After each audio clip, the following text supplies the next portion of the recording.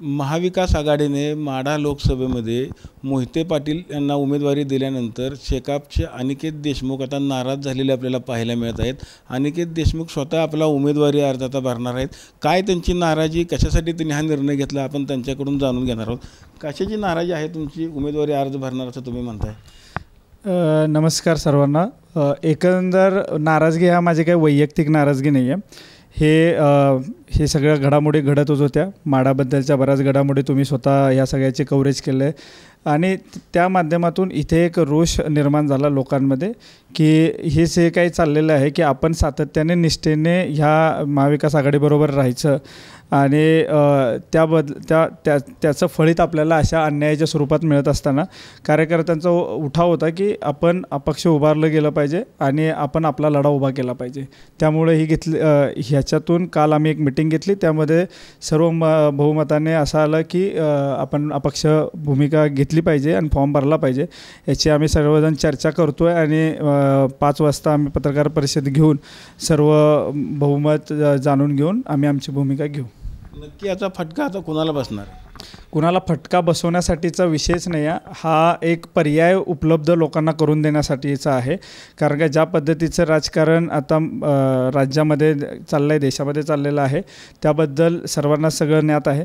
पण एक सुसंस्कृत राजकारणाचा वारसा आबासाहेबांनी जो आम्हाला दिलेला आहे त्याचं प्रत्यय पूर्ण माढा मतदारसंघामध्ये जो सांगोला तालुक्याला ज्ञात आहे तो पूर्ण माढा मतदारसंघामध्ये ज्ञात व्हावा आणि ह्या सर्व गोष्टीतून आम्ही जी निष्ठेचं सातत्याने पाठबळ त्यांना देतो आहे त्याची त्यांना महत्त्व कळावं ही आमची याच्या पाठीमागची भूमिका आहे। ये वाला लेते हैं। Inverter AC. आप गैम्बलर हो ना? गैम्बलर? जुआ खेलते हो ना? तुम जुआ खेलते हो? अरे नहीं, ये तो कुछ भी बोले जा रहे हैं। इतनी महंगी और नाजुक एसी खरीद कर स्टेबलाइजर नहीं लोगे तो ये जुआ नहीं हुआ तो क्या हुआ? सिर्फ एक फ्लक्चुएशन आपके इन्वर्टर एसी के पार्ट्स को डैमेज कर सकता है। उसे वी गार्ड से सुरक्षित रखिए। V Guard, India's number 1 stabiliser. Dhairyasheel मोहितेंना उमेदवारी देताना तुम्ही स्वतः शरद पवारांची भेट घेतली होती, तुमच्या सगळ्यांची चर्चा करून खरं तर एक मताने हे नाव पुढे आलं होतं, त्यावेळेस तुमचे देखील नाव चर्चेमध्ये होतं, मात्र तुम्ही सगळ्यांनी चर्चा करून त्यांचं नाव पुढे केलं असताना आता ही अशी वेगळी भूमिका का?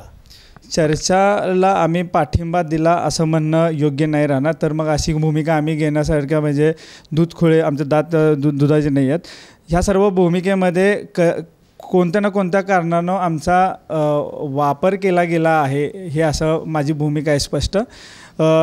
प्रत्येक वेळेस आता मी काही खोलात जाणार नाही, कुणावर काही टीका करणार नाही, पण एकंदर सगळ्यांना अंधारात ठेवून केलेल्या ह्या गोष्टी आहेत आणि त्याचा बळी आम्ही पडलो आणि हा आम्हाला राजकारणातला एक धडा आहे। पण इथून पुढे अशा कोणत्याही चुका होणार नाहीत। कोणती गोष्ट तुमच्यापासून अंधारात ठेवली गेली होती?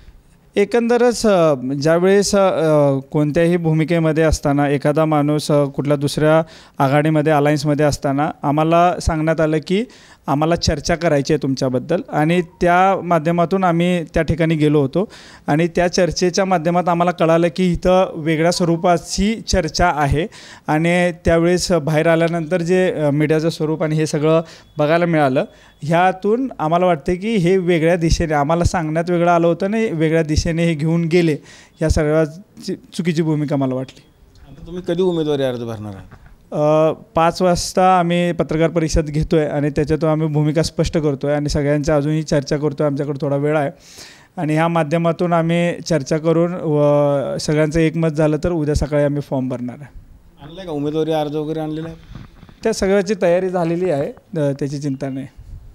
आपण बघितलं असेल की बाहेरचा उमेदवार आयात करून म्हणजे मोहिते पाटलांना भाजपमधने इकडे महाविकास आघाडीत घेऊन उमेदवारी अर्ज त्यांना उमेदवारी दिल्यामुळं खरं तर अनिकेत देशमुख नाराज झालेले आपल्याला पाहायला मिळतं आणि उद्या सकाळी ते आपला अपक्ष उमेदवारी अर्ज देखील आता भरणार आहेत।